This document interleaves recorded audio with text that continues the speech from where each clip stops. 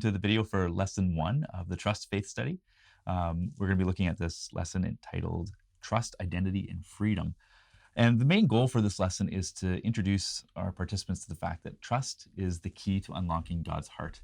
And we're going to look at how we can trust God by learning who He is and who we are in relation to Him as kind of two of the main foundations that we're going to base our trust in. So we're going to have sections that look at who is God and who are we in relation to Him, as well as a section on trust and freedom, and then wrap up by talking about trust being the key. But as we have with all our other studies, we start the first lesson with about 10 or 15 minutes set aside to engage with everybody, kind of welcome them back into the study and build the relationship. So talk to us a little bit about why this is so important, even now here in the fourth of our faith studies. Yeah, still important. That's kind of the message you've heard me say in a lot of our videos, that when you're arriving, especially the very first lesson, and you're welcoming a group, we're really leaning on you as a leader to be intuitive, to be observing kind of who you're welcoming, where they're coming from, what their experiences are. Do they know each other? Have they been in studies together? These are all factors that you're kind of praying through and considering. And especially just an awareness that if they are all coming together, you're going to need to do the work of setting the tone for vulnerability. You might not be able to play off of pre-existing relationships, like your relationship with them and their relationship with one another is something you're developing and you're cultivating by modeling vulnerability and just by drawing them in. So some suggestions of questions you could ask, like at this first lesson, is what has been your favorite faith study up until now? Like if it's a bunch of new people, did you like Source? Why did you like it? What did you like about growth? This will start to reveal a little bit to you of where they're at in their journey and what they've really appreciated so far about the faith study series. And it helps them discover, oh yeah, we do have a common experience. Like we have been through the studies, together, and we have discovered more and more about our faith together. So building that common experience is critical, because the kind of conversations we're going to be having, even right away in lesson 1, you'll see at the end of the lesson, we take 10 minutes to reflect and even potentially share. It demands that you're setting that tone and making it comfy. Even for groups that have been together for a long time, right? We want to reestablish the fellowship part of this. Part of the way we grow in our discipleship and grow through these faith studies is the fellowship we experience with each other. So taking this time right at the beginning of the study is really crucial. And in kind of the effort of, or the theme of setting the tone, the first question really continues that along those same lines, where we ask if our participants have someone they trust wholeheartedly. And this can be a bit of a revealing conversation. So talk to us a little bit about how we can approach that and what we're looking for in the responses. I love that we start there, because as a leader, it's really important that you know if your participants struggle to trust in general. If they have struggles with trust in their human relationships, that's going to help us to know how to navigate this entire study. So I love that we begin there, and you'll see a range of responses from the participants. Some will be very quickly able to share about the relationships where they do trust wholeheartedly and are even able to volunteer why they trust those people in their lives. And others have been hurt and have things that they've lived that have caused them to acknowledge, I actually struggle to trust. Mm-hmm. And being able to look at one another in the small group, like Michael, you're mentioning that the aspect of fellowship is so important, to just receive each other in that. Like, this is where we're beginning, and that's okay. And this is a safe place to start. And we want to take a note, of course, later in our journal of who we can be praying for specifically, just knowing that there's those struggles. And the discovery of these characteristics from the relationships where they do trust wholeheartedly will help us in the next section, of course, where we're diving into who is God. So why do we get right into that section after this question?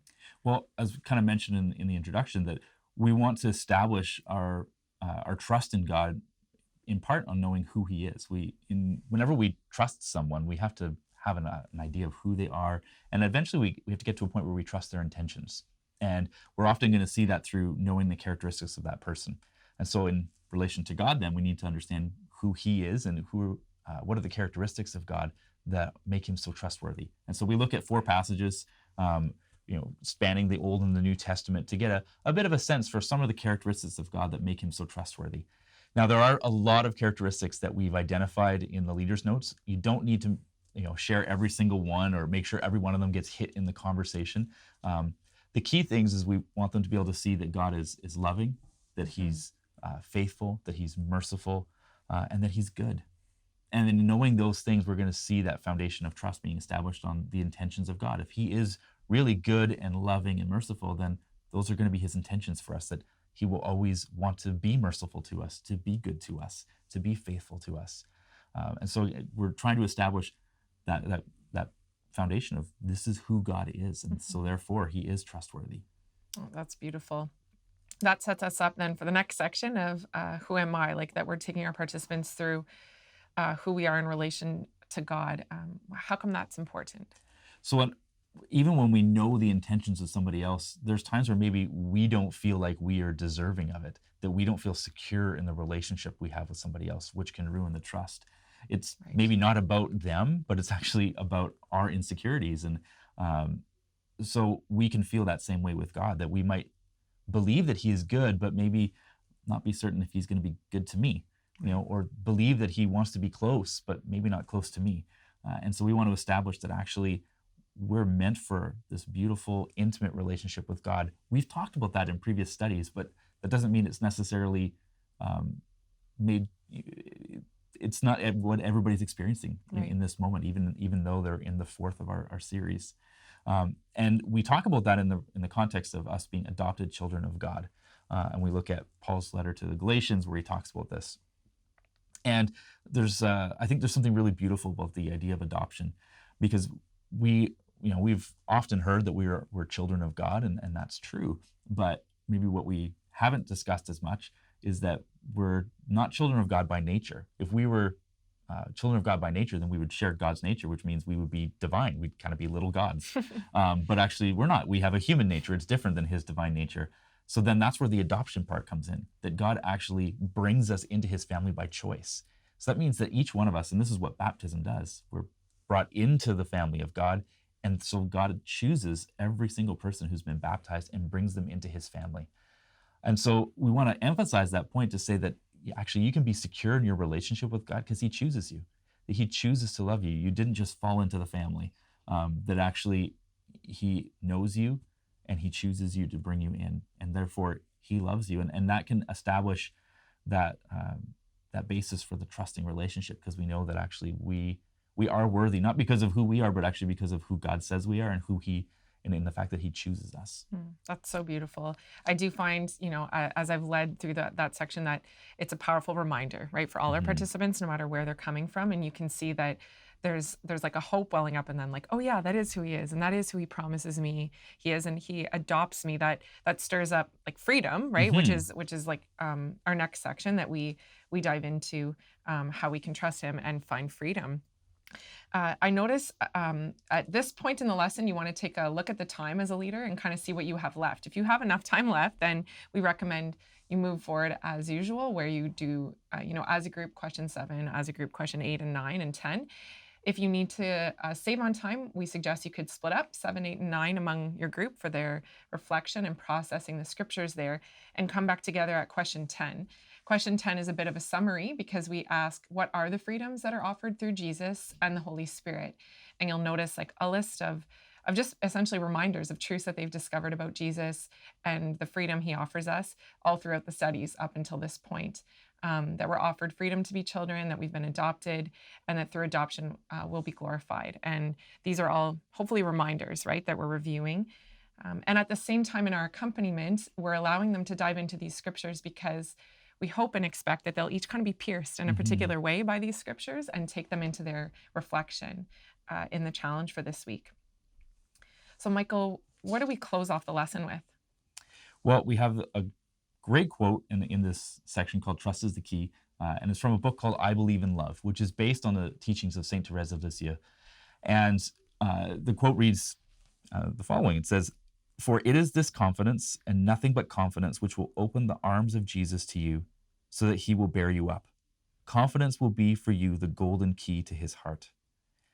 And this concept is going to be really key moving forward for actually the whole faith study, but it's such a beautiful and simple truth. So talk to us a little bit about why it's so important. Yeah, it is. It's like you said, it's beautiful and it's simple. And I think we need to be reminded that the trust that God is asking of us is simple. Like imagining a little child being lifted up, right? Being picked up, and trust in the one that's lifting. It's first of all being lifted somewhere that it couldn't go without that person. And it's a great way to end the lesson, and it launches them into that reflection time, right? That we've set Mhm. aside in question 12, where we ask our participants. So now, in light of this, trust that God is inviting you into, pause and reflect on some ways that you struggle to trust Him, and even suggesting perhaps that they could share, right, in the small group if they want to. The potential for sharing here is really important. That we've read that quote, we've covered the lesson, and we want them kind of reflecting and sharing. But because it is the first lesson, it might be quieter, and that's okay. But we really encourage you to take that activity together and not to send them home to do that activity, because then you lose that potential for building off of each other, and being vulnerable. And that's certainly a temptation for us as the leaders at the end. Maybe we're looking at the time and going, I could shave 10 minutes by just sending them home to do this reflection. But then we can lose that fellowship aspect. So we Definitely. really do encourage you, if at all possible, to take the time, take those 10 minutes at the end, and offer a little bit of time for reflection or of sharing of the reflection, so you can continue to build a fellowship in your group. Yeah, and it can be so awesome when we have had Mhm. it in our groups, like that, oh, you struggle with that. Oh, I do too. Okay, there's a togetherness that can be developed right there in the study. And the challenge that you're leaving with, this week, is to take 10 minutes before the next lesson to reflect on the areas that we struggle to trust God. So we encourage you to challenge your participants, not just 10 minutes once, but perhaps 10 minutes nightly leading up to the next lesson, where they're reflecting. They maybe even grab their book. You can suggest that they take it to a time of prayer and read over those scriptures, read over some of the things they learned, and let them know, like, we're going to be following up next week. So when you come, be prepared to share. In general, we always, suggest that, but you're calling them to some higher practices in their prayer life and also vulnerabilities. And this is part of, as we're moving through the faith study series, we're hoping for a little bit of a growth and maturity that's been happening. And so Mhm. now, instead of some of the more prescriptive challenges we've given in some of the previous booklets, that actually now we're saying, just go and spend time with God and let Him speak into this and reflect on this. And so we're really trying to encourage the develop of their personal prayer life here, and that the reflective time. Um, eh, and yeah, letting the Lord speak into these particular areas. So you're going to see that a lot in the challenges that we're trying to, I love that. yeah, give a little bit of space just to grow their prayer life that way. Mhm. So that's it for lesson one, and we'll see you again at lesson two.